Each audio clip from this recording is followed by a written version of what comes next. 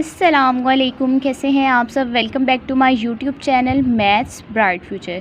आज हम लोग स्टार्ट करेंगे कम्प्लेक्स एनालिसिस 2 चैप्टर नंबर 7 हम लोगों ने स्टार्ट किया हुआ था। आज हम लोग करेंगे एक्सरसाइज नंबर 7.3 जिल की बुक से।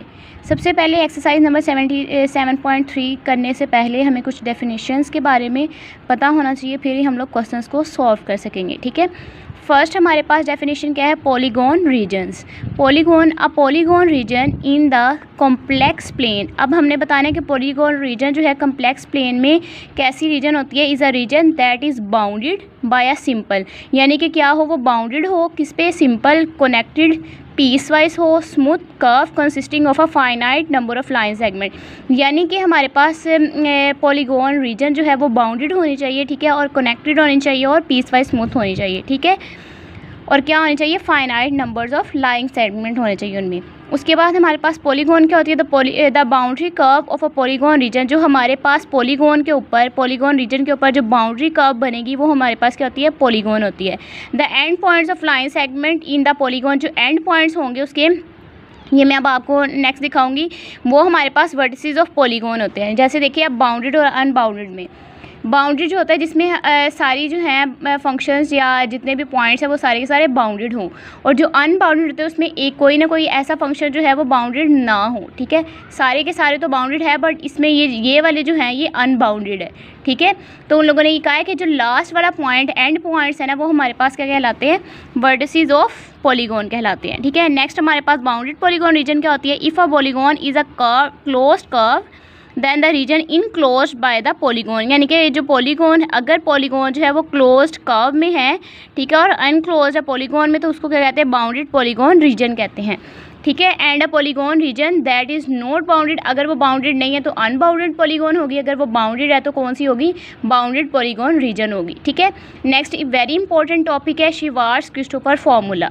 अब देखिए कि शिवार्ट्ज क्रिस्टोफर फार्मूला हमारे पास क्या होता है कि उस पर एफ जो है वो एक फंक्शन होता है, लेट किया जाता है, दैट इज़ एनालिटिक जो हो, एनालिटिक हो, और किस डोमेन पे y जो है उस पर ग्रेटर देन हो 0 के, एंड हैज़ डेरिवेटिव। अगर हम लोग उसका डेरिवेटिव लें तो किसके इक्वल आए, a z minus x1 alpha 1 over pi minus 1 z minus x2 alpha 2 over pi minus 1। यहाँ पे x1, यहाँ पे x2, यहाँ पे x3 सोन n तक जाएगा, और यहाँ पे पावर भी आगे ऐड होती जाएगी। ठीक है, यहाँ पे 1 है, दोनों में पावर्स, इसमें 2 होगी, इसमें 3, इसमें सोन n तक जा रही है तो ये n आ जाएगी। ठीक है, where x1 x2 x3 so on xn and 0 less than is equal to alpha i less than जो है z पाई, ये जो हमारे पास z पाई और अल्फ़ा 2 है, ये जितने भी पाई n तक जा रहे हैं alpha i, for 1 less than is equal to iota less than is equal to n and a is complex constant. a जो है वो हमारे पास कांस्टेंट है। Then the upper half plane, हमारे पास अभी हमने उसकी डोमेन बोली थी y ग्रेटर देन 0, जब उस पर अपर हाफ पे जाएगा तो y ग्रेटर देन 0 हो जाएगी। Is mapped by w is equal to F of z onto an unbounded polygon region with interior angles alpha 1 alpha 2 so on alpha n तक। ठीक है, अब हम लोग क्वेश्चन करते हैं, एग्जाम्पल पहले करते हैं, फिर उससे आपको काशी शिवार्ट्ज क्रिस्टोफर फार्मूला है उसके बारे में अच्छे से क्लियर हो जाएगा। ठीक है, अब देखिए क्वेश्चन हमें दिया हुआ है, यूजिंग द शिवार्ट्ज क्रिस्टोफर फार्मूला लगाना है हम लोगों ने। ठीक है, और उन लोगों ने कन्फॉर्मल मैपिंग बना दी हुई है अपर प्लेन पे। ठीक है, और उसको पॉलीगॉन रीजन में डिफाइन किया, कैसे डिफाइन किया हुआ है ये देखें, हमारे पास ये वैल्यूज़ दी हुई हैं। ठीक है, डायग्राम बनी हुई, ये जो है जी प्लेन पे है और ये डब्ल्यू प्लेन पे है। यू जो है वो यहाँ पे ग्रेटर देन इक्वल टू 0 है, -1 less than is equal to v less than is equal to 1। अब हमने इस फॉर्मूले में पुट करना है। अब पहले तो हमें वैल्यूज़ का पता होना चाहिए, यहाँ पे सिर्फ उन लोगों ने डायग्राम बना दी, वैल्यूज़ नहीं दी। ठीक है, अब यहाँ पे मैं अब आपको वैल्यूज़ के बारे में बताती हूँ। देखें यहाँ पे अल्फ़ा 1 और अल्फ़ा 2 π/2 है, यानी कि एंगल्स जो हैं हमारे पास, आपने पढ़े भी हुए हैं कि जो एंगल है यहाँ पे कौन कौन से हैं, π/2 और π/2 है। तो इसका मतलब यानी कि हमारे पास अल्फ़ा 1 भी π/2 और अल्फ़ा 2 भी π/2 है। ठीक है, नेक्स्ट देखिए हमारे पास x1 की वैल्यू -1 और x2 की वैल्यू 1 है।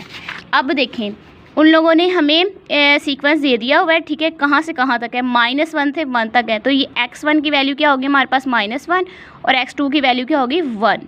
ठीक है, अब ये हमारे पास सारी वैल्यूज़ आ गई, बस अब हम लोगों ने इस फार्मूले में पुट कर देना है। अब मैंने ये फार्मूला नेक्स्ट लिखा हुआ है, देखिए एफ डेरिवेटिव ऑफ जी, क्योंकि यहाँ पे n तक नहीं जा रहा था, 2 ही वैल्यूज थी, इसलिए यहाँ पे x1 x2 तक ही रहा। अब देखिए अल्फ़ा 1 की यहाँ पे वैल्यू पुट कर दी π/2, ठीक है, और अल्फ़ा 1 की वैल्यू π/2 और 1/π जो आ गया उसको अलग कर दिया -1, वैसे के वैसे same as it is alpha 2 की वैल्यू π/2 और 1/π को अलग कर दिया -1, पाई से कैंसिल हो गया और यहाँ पे x1 और x2 की वैल्यूज पुट कर दी। तो देखिए 1/2 -1 आ गया, यहाँ पे भी 1/2 -1 आ गया, तो इसकी वैल्यू -1/2 और इसकी वैल्यू -1/2।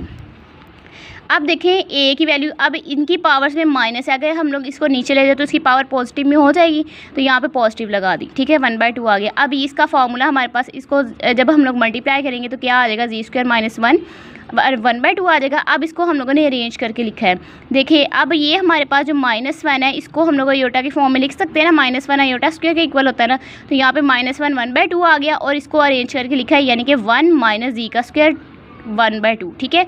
अब -1 1/2 आयोटा के इक्वल आ गया, माइनस आयोटा के, ए की वैल्यू वैसी और नीचे ये वाली टर्म बच गई। अब इसको इंटीग्रेट कर लेंगे, जब इंटीग्रेट करेंगे तो हमारे पास माइनस आयोटा ए, आपने पढ़ा है 1/1 - x² किसके इक्वल होता है, साइन इनवर्स ऑफ x के इक्वल होता है। 1/1 - x का स्क्वायर अंडर रूट में जब हो तो वो किसके इक्वल होता है, साइन इनवर्स ऑफ x के इक्वल होता है, ठीक है, ये नहीं आएगा फिर, ठीक है। तो यहाँ पे प्लस b, साथ कॉन्स्टेंट भी आएगा, ठीक है। अब हमारे पास z जो है वो हमारे पास क्या है, कोई कॉम्प्लेक्स नंबर है x + आयोटा y। अब z1 की वैल्यू हमने ऑलरेडी x1 और x2 की जो होती है वही हमारे पास z1 z2 की है। अब इसको जब हम लोग f(z1) में लेंगे तो हमारे पास w1 के इक्वल हो जाएगा, तो यहाँ पे 1 है, -1 है, तो माइनस आयोटा में चेंज होगी w की वैल्यू, जब उसकी मैपिंग दूसरी तरफ होती है। z जो है, यानी कि आपने पढ़ा है f(z) में फंक्शन u, और जब f(w) में आ जाता है, यानी कि वो w फंक्शन f(z1) z2 जो भी होगे वो w की फॉर्म में आ जाते हैं, ठीक है। तो यहाँ पे माइनस आयोटा आ जाएगा और z2 में w2 की फॉर्म में जब आएगा तो वो आयोटा आ जाएगा। इसको इक्वेशन नंबर 1 में पुट कर देंगे। देखिए minus iota a sine inverse of z की जगह पे -1 आ गया प्लस b, ठीक है, पहले -1 पुट कर रहे हैं, ठीक है। f(-1) किसके इक्वल है, माइनस आयोटा के, यहाँ पे ये पुट कर दिया साइन इनवर्स ऑफ, ये -1 जो है, ये माइनस ये माइनस प्लस हो जाएगा, इसलिए 1 लिख दिया प्लस b, माइनस आयोटा वैसे का वैसे ही। अब साइन इनवर्स ऑफ 1 किसके इक्वल होता है, π/2 के, आयोटा ए वैसे का वैसे ही प्लस b भी वैसे ही। इसको इक्वेशन नंबर 1 का नेम दे दिया। अब हमने f(1) पुट करना है। जब f(1) पुट किया तो हमारे पास ये वाली इक्वेशन आ गई। अब ये a और b की इक्वेशन से हम लोगों ने b की वैल्यू निकाली, तो b की वैल्यू 0 आ गई, और इक्वेशन नंबर 1 में किसी में पुट कर दी तो हमारे पास ये आंसर आ गया a की। तो यही हमारे पास f(z) हो जाएगा 2 iota over pi sine inverse of z, ठीक है।